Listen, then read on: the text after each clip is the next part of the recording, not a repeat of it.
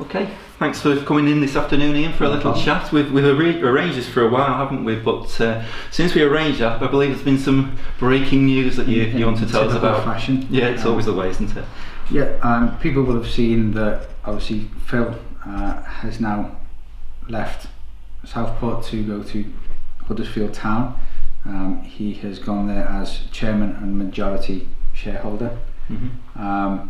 This is something that has come on quite recently, and I know it's taken a lot for Phil to decide to make that move, and I think other than the fact that it's obviously his boyhood club, it's not something that he would have considered. It's a once in a lifetime opportunity, I think, for Phil, and it leaves us, particularly myself, in kind of two minds, because on the one side, having worked closely with Phil for 20 months now, I think we've built up a really good working relationship, and so it will be disappointing to see him go. But on the other side, I'm also very excited for him. As I say, it's a great opportunity for him, and I know how much it means to him as well. So kind of good luck to him, and hope he does well. Yeah, very much so, and a big impact for Southport Football Club though. Yeah, it means that we will have to have we are in the process of having a look at the setup of the board. I will take the majority of Phil's shares, but we will also look now to extend the board. Phil has sold some of his shares to people that he feels and I feel can come in, help the club at the stage it's reached at the moment, and take the club further. I had many discussions with Phil about this, and we wanted people who really knew the club inside out. So he approached Liam for obvious reasons, Stephen Porter, and the two of them have both agreed to buy a percentage of Phil's shares. They're both Southport through and through, aren't they? You can't get more than that. That was the idea. If it's kind of myself going forward with this, I wanted people around me who really knew the club, because I didn't want to lose the kind of impetus that Phil has started here. When we first came on board, we had two main goals. I think firstly, we wanted to stabilise what had been a revolving door of players on the pitch. I dread to think how many players we went through kind of in the first 12 months. 50? Well, that was probably just in the summer when I first got involved. To be honest, I can remember going from one pre-season friendly, which was nearly cancelled because we had no players at all, which I think was brutal. To not long after that having a bench of about 30 trialists. So, the first 12 months were difficult in that respect. But that was our goal, was to stabilise the squad, so that we had players who we wanted at Southport, who kind of had the hunger and enthusiasm at Southport, and that would be the basis of our squad moving forward. And then obviously secondly, the second major goal was to help the club stabilise financially, and become self-sufficient.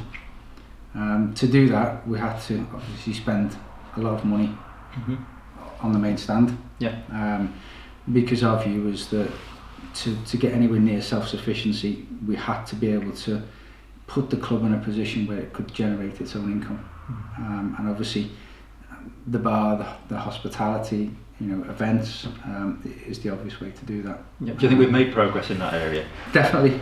If you look at the change in how hospitality is delivered, from kind of 12 months ago to now, it's great every Saturday when directors, particularly from opposition teams, are leaving, and they are so kind of thrilled at the great day that they've had.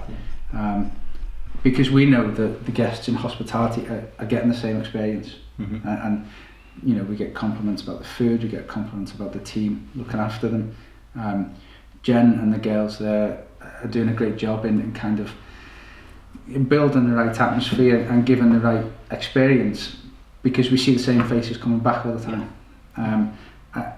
Now this time 12 months ago, obviously we were just finishing with the build, and we had no bookings events wise for the next 12 months, and we certainly hadn't for the 12 months before.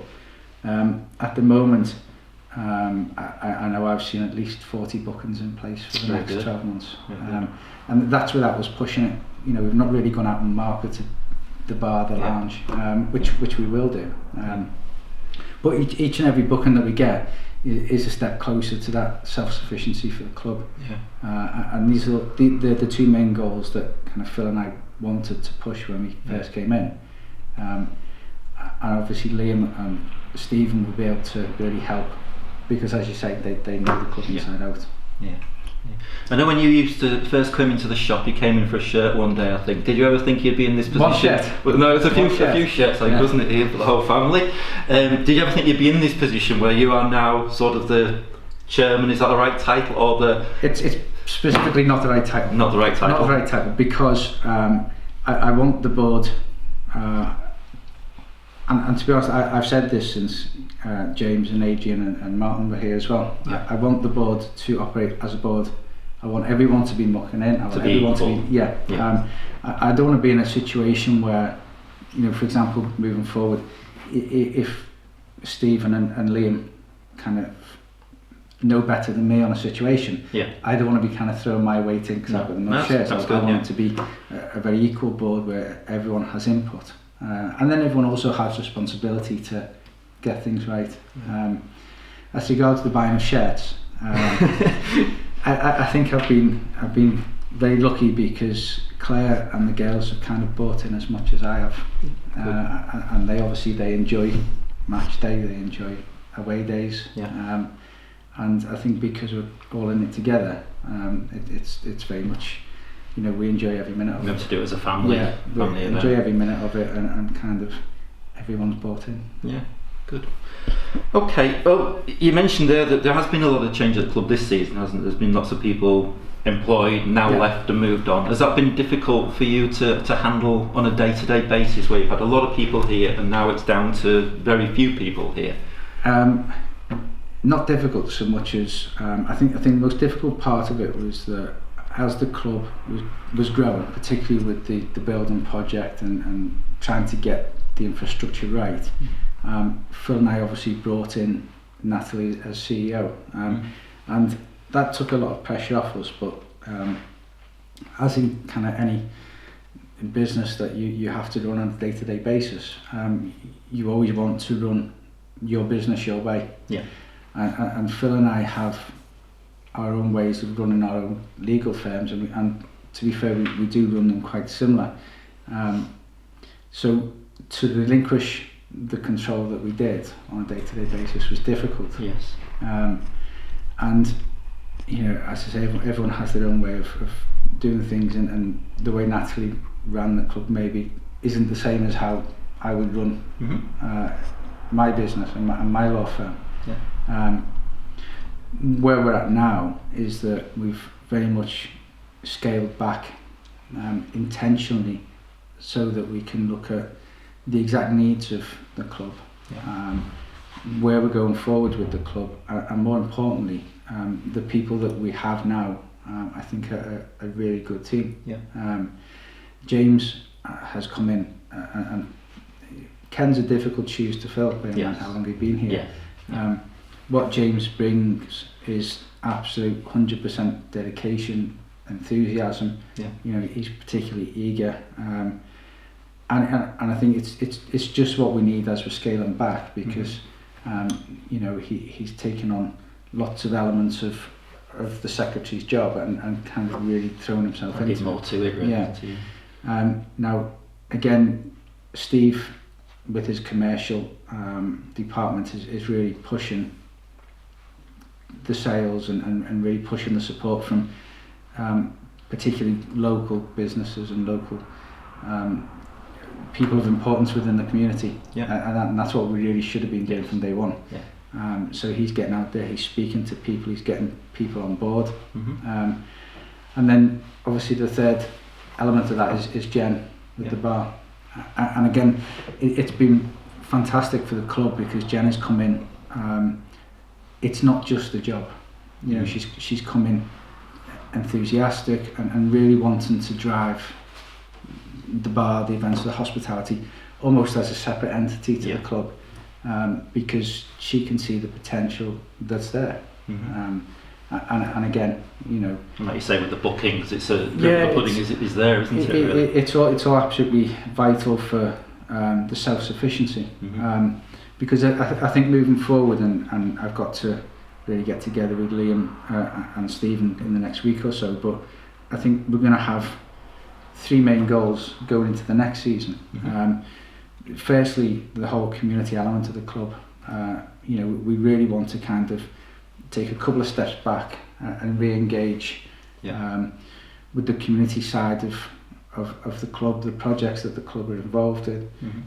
You know, we've been advertising for a community officer. We've got a good few CVs in, and I've conducted a couple of interviews, and it's really, really promising. Good. You know, we hope to have some on board there soon, but we really do want to re-engage with, you know, the main kind of elements of the community to get them back involved with the club. That's kind of focus number one. Number two, we really need to drive the self-sufficiency now. We want the club to be, you know, we've had our couple of years where we go out and we've spent lots of money on everything that needed it. Do you think people thought that there was a lot of money there, and now we need to just backtrack a little on that to say? I think maybe the visions that people had were possibly going in the different direction to ours. I think people were assuming that lots of money was being thrown at the club for the sake of throwing lots of money at the club, and you know, possibly to not to the negative, but possibly to the detriment of kind of community feel of the club. Whereas in reality, you know, we were throwing the money at the works and at the main stand and everything that needed doing, to really push this drive for self-sufficiency. You know, we wanted to be in a situation where 2 or 3 years down the line, the club was running itself. Financially, you never want, you know, we've all seen what's happened to North Ferriby. Yes. You know, there are other clubs who are in trouble. We wanted the club to never have to worry about that. No. And to do that kind of adversely, we had to throw money at it to kind of build up and improve those areas where the income could come from. And the main stand on hospitality was the obvious. We've done that. So now that we've done that, we really do need to concentrate on getting the club back to a position where it's very much living within its means. You know, self-sufficiency will remain a goal. But we have to balance that with the third element or the third focus, which is Liam and the performances on the pitch. We've stabilised the squad, we've stabilised the team, and it's really great now to be moving into a pre-season with 12 contracted players. First time we've done that for quite some time. Certainly since I've been.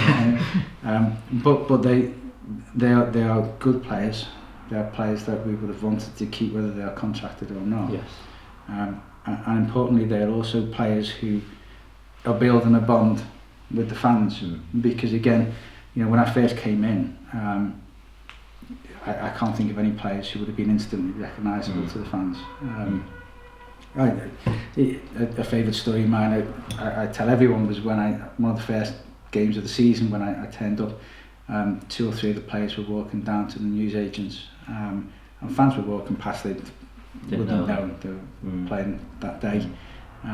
Whereas now, obviously, you know, the 2 recent cup finals show the bond between players and fans. I think we needed that, didn't we, just to get that back a little bit. We're lucky we've got the recognisable players in there because of their ability, but also the characters of those players. You know, you think of Jack, you think of Ryan, they're instantly recognisable. And I think that bond is building between the players and the fans.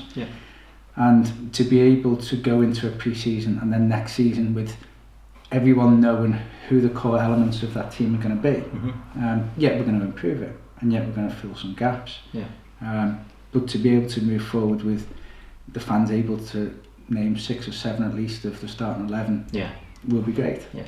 Because that they're players who've played together, they'll have had 12 months together, and the fans will know who they are. And that's important. Yeah. You also mentioned in your programme article, which I thank you very much for doing, that you want to get more volunteers and maybe brings volunteers back into focus a little bit. Maybe we've lost a little bit of that. Is that one of your aims you'd like to see going forward here? Very much so. I mean, again, I think it ties in with the community element of focus number 1, because volunteers don't come from miles afar. Volunteers come from our own community. And there are some very good volunteers who've stayed with us, and there are volunteers who we've lost in the last couple of years. This is very much a kind of start again season in that respect. We really do want people to come on board and feel that this is their club again. And again, that's why it's very important that people like Liam and Stephen came on the board, because obviously, they know everything there is to know about Southport and the community. I'm going to put a couple of statements out in the next couple of weeks again, just trying to encourage people. Good. Anyone who wants to come and chat and talk. How would you like them to get in touch with you if there is somebody that would like to become involved? Yeah, I mean, I'll get a statement out, because we will be looking to target certain areas of volunteers first, but that doesn't mean that anyone else who thinks they can help shouldn't get in touch. I'll put all my contact details on a statement, because I'd quite like to chat to people and see what they can offer and how they can help. We were paying out last season on areas which maybe we didn't have to. Student springs to mind. If there are volunteers who are qualified and who can help, bring them back in. Yeah, I mean, I don't see anything against that whatsoever. And again, they will be people volunteering from our own community, and you will have that sense of community club back again. And it's a good starting point. And if we can build on that then by targeting other areas of the community that we can go out and try and get involved with, all the better. Good. Okay. A little bit about the football this season. What's been your personal highlight? My highlight? I think, there's a few. Probably should deal with the negatives first, but we won't. Let's all positive. Strangely enough, Hull got all boys away. I think because to me that was the real start of an improvement in performances, and it also showed one of the really kind of important elements to me of Southport, in that it was a horrible night. It was cold, it was windy, it was rainy, and yet we still far outnumbered their fans. So plenty of people had made the journey. They hadn't been put off by the little strange country road. The windy road, But that was for me the real kind of turning point, followed by Curzon away, obviously in the FA Cup. It's easy to say the Tranmere game away, and in particular Brad's goal. But I think, I talk a lot with everyone about the impact of the fans. So I think the highlights for me will be the fans in that away end in the Tranmere game, and the fans at Prescott Cables in the first cup final. I think because that kind of half hour on the pitch afterwards was when you really sensed that we've now achieved that kind of coming together. You could see from the photographs as well how closely everybody was together. But that was the first real. I mean, obviously, the players go over to the fans at the end of each game, and and we've tried to get them to interact a lot more by going in the bar after the game. But I think that kind of half hour on the pitch was the most important half hour of the season. More so than anything else. And then obviously to carry that on with the performance at Bolton the other night was great. It was nice to see the fans together with the players. Even though they could get on the pitch the same, but they was all together, weren't they? Yeah, and I think I've said a couple of times in the programme notes, although I'm sure, to be honest, most people don't read my of course they part do. of it, because I think not even Claire does. But, I think I've said a couple of times that I've seen people obviously on different forums talk about the cups and the fact that they're only kind of small minor cups. But to me, if we were having this conversation this time 12 months ago, then probably my worst night of that season was the Bamber Bridge away game. And to me, that was kind of a real down point of the whole Southport experience, was to go away and see so many of our fans at Bamber Bridge, and then to lose, I think it was a 7-2. That whole mentality of the club was wrong. From the people on the bench right through to management, it was just that the whole mentality was in the wrong place. And then we quickly followed that up with Widnes away, which was probably worse. So I think people talk about them being minor cups, but I think for the whole feel of the club and for the whole kind of lift that those cups give. I think Liam's been keen to stress that, hasn't he? You need that lift. The players love it, even if it's a cup to win, isn't it? Yeah, he'll be keen to stress it because he won the cup. Obviously Liam would. But I think from a mentality perspective, it's huge, because we know we haven't quite achieved in the league what we wanted to this season. You think about it, we were bottom at the end of October, weren't we? So when you think about that, we are, and we can point to the first 10 games. I think 5 losses, 4 draws, and a win. If we took that out of the equation, then obviously we would have done a lot better. But if we're kind of stuck on ifs and buts, we'd be here all night. And the reality is that we didn't do as well in the league as we wanted. But we need to, there's no point kind of beating ourselves up about that. We need to be looking at, right, what do we do moving forward? What positives do we take, what negatives do we take, and how do we move that forward into next season? Well, obviously, the cups are a big positive. There are lots of individual games throughout the course of the season, which showed that the squad is going in the right direction. Chorley, Kidderminster, these were, compare Chorley home to Chorley away. And you can see the massive difference. Even the last game against Boston, they had everything to play for, absolutely everything to play for, and that showed on the pitch. And the most frustrating thing is that, or was that, you knew that we could have stepped up at any time, and we didn't. But you've still got to take the positives out of that. Now, if we've got those same players going into a pre-season and then starting next season, you've got to feel that it bodes well, and I'm certainly not going to sit here and say next season we're going to win the league and we're going to do this and we're going to do that. But what you can guarantee is that every single player out there will be given 100%. There will certainly be no excuses, because they've now had the time together, they've had the pre-season together, and we will want them to go out and perform, to the best of their ability. And as I say, we've kind of put everything in place to enable them to do that. So let's see them do it. Okay. So if there's one message you'd like to give to the Southport fans going forward, what would that be? Difficult. One message, I think positivity. I think that there has been negativity, understandably from some quarters, because people did expect us to do better in the league, and understandable. I think that pre-season did us all, didn't it, really, where there were so many expectations, everyone was flying and we were winning everything. And, to be honest, I've never ever gauged anything on pre-season, because you look at the pre-season before that, it was exactly the same.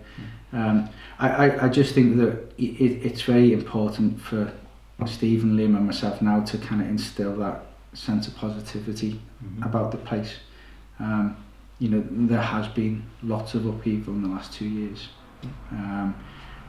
Understandably now there will be another period of uncertainty with Phil going off to Huddersfield. And it's important that Liam, Stephen and I hit the ground running and can show everyone that actually, you know, there's a plan in place. Yeah. We need to move forward with that plan. Yeah. And that plan has got to deliver success. Yeah. Success being obviously on the basis of those three elements I discussed earlier, that, you know, the bringing the community back into the club and the whole community element, the continuing with the need to get self-sufficiency for the club and achieve that, yeah. And most importantly on the pitch with Liam and the players. Yeah. And if that can be done in a positive manner and with positivity around the club, yeah. then it's a nicer place to be on a Saturday. Yeah, that's right. You know, and same with the whole match day experience. If you know, if you come and you're kind of looking forward to your day and you're looking forward to Saturday, yeah. You know, what we want is for people to be waking up on a Sunday morning already looking forward to the next Saturday. Yeah. And if we can achieve that, then we're getting somewhere. Yeah, good. That's excellent. Thank you very much. Okay, Thank you.